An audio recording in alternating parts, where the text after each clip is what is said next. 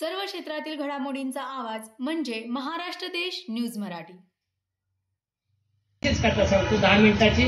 हसाय आलं तर हित हसायचं, कळल्यावर हसायचं, त्याच्यानंतर घरी गेल्यावर कळलं तर हसायचं, झोपेत हसल्यावर मी जबाबदार नाही। एखादा हसता हसता ऍडमिट झालं तर संयोजक बघून घे, एखाद्याला हसायच नाही आलं तर ते का बधीर झालंय ते संयोजक बघून घ्यायचे। मी कुणाचाही बांधील राहिलेलो नाही।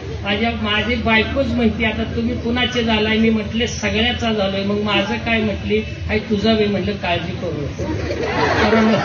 लक्षात आलं? अरे असं झालं बघा, भरलं वांग, कथेचं नाव काय आहे? भरलं वांग। वांग माहितीये ना, कोणाला आवडत नाही, बरोबर ना? सगळ्याला वांग आवडतं का नाही? पण माझं वांग कसं आहे? भरलं वांग। आमचं सरकार आमचं 18/4/2000 भेटलं 12:30 वाजता आणि चिटणीस साहेबांनी आशीर्वाद दिला तांदूळ मस्तकावर टाकून। 18/4/2000 सरकार भेटलं। 25 वर्ष झालं। रौप्य महोत्सवाकडे आमची बी ग्रंथ महोत्सव सारखी वाटचाल चालली। पुढल्या वर्षी रौप्य महोत्सव आहे।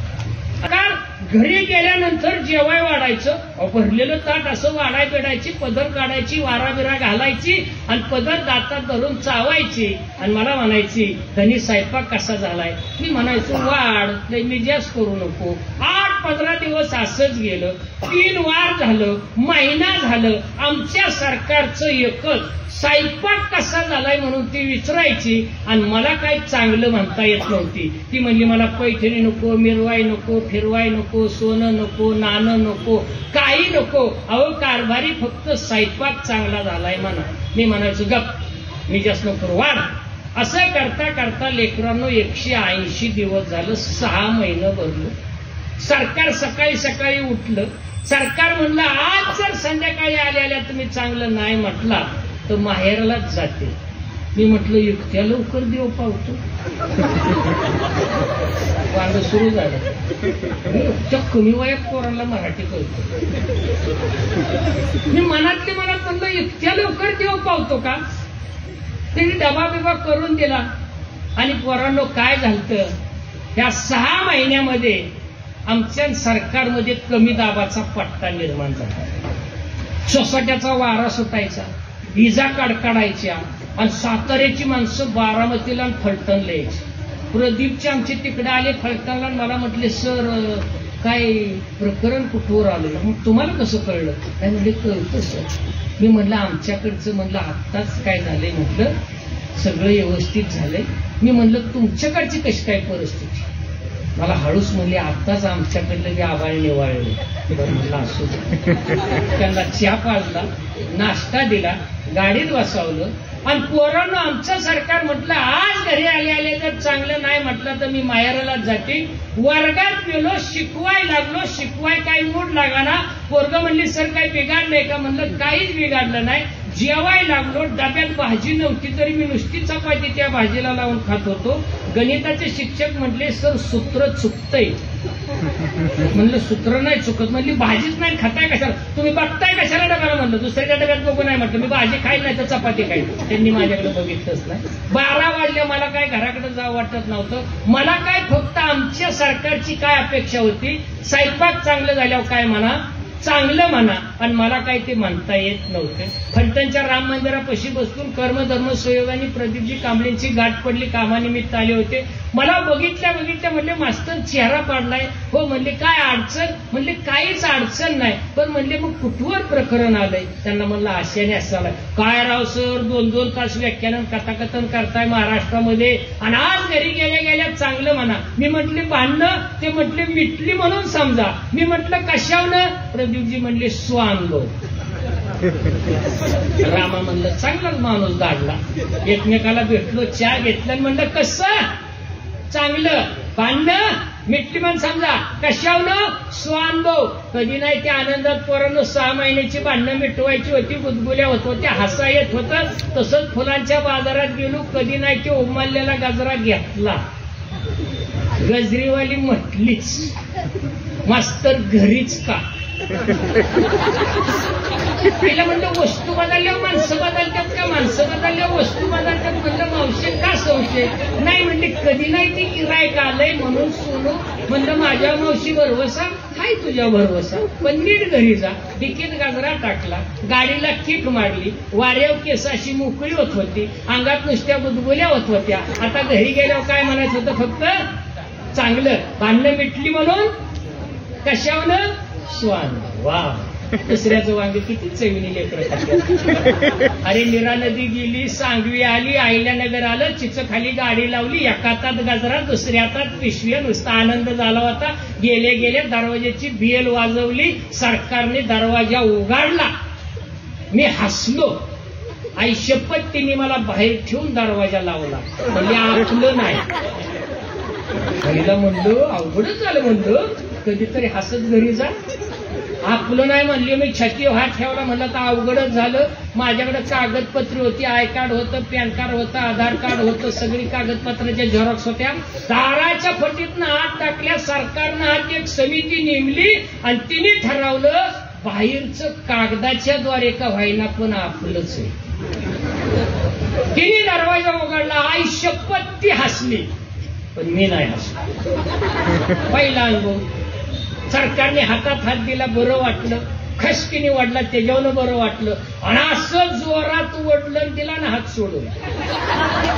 50 किलोचं बेताडाव, कपाळाला बेताड, गोंड स्टिंगूड, तळपायच्या मस्तकाला तुझ्या एवढ्यात प्रदीप सर दिसलं. कसं चांगलं. बांधलं मिटली पण समजा. कशावलं, स्वान.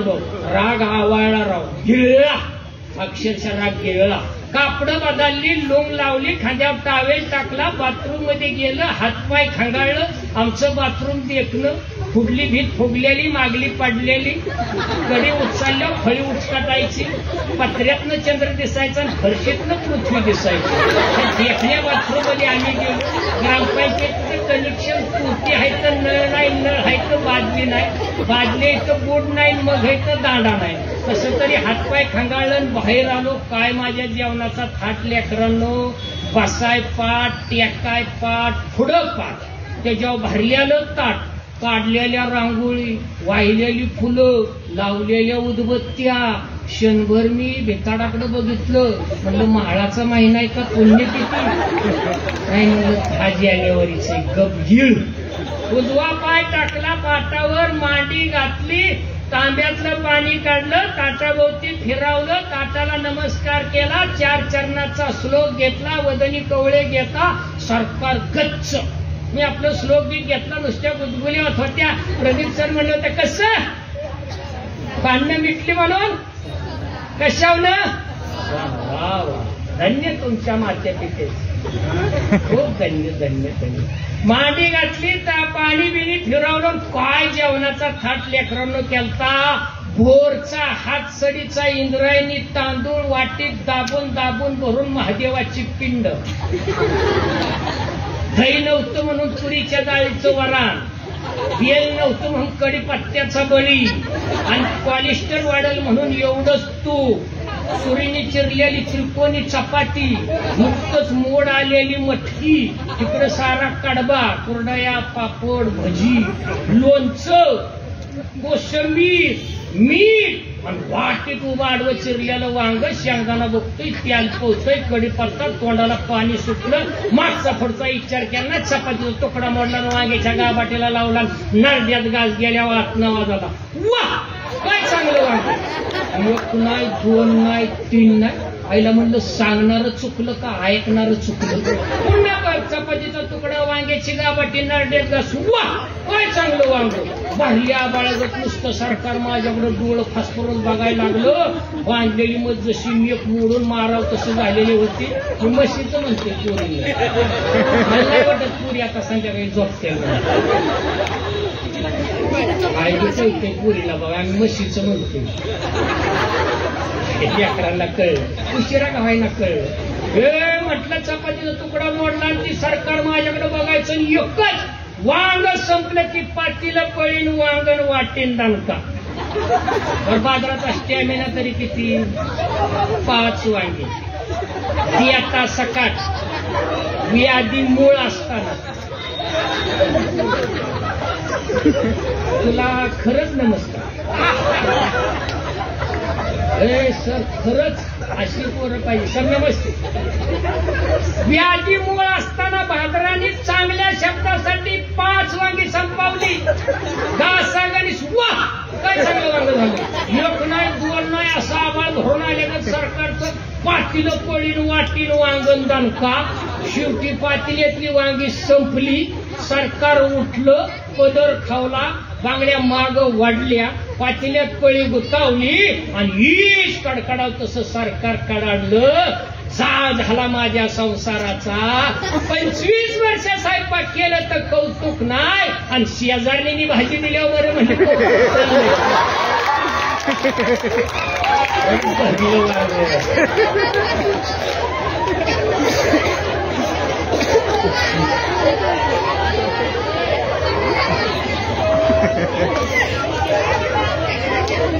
मला वाटतंय सर हेच कथाकथनाचं यश असतं. आपण आपल्याला विसरून दिलखुलास ज्या वेळेला दाद देतो त्यावेळेला समजायचं अजूनही नाही, अजून 25 वर्ष नाही, जोपर्यंत चंद्र सूर्य आहे तोपर्यंत कथाकथनाला मराठीला धक्का लागणार नाही. पुन्हा एकदा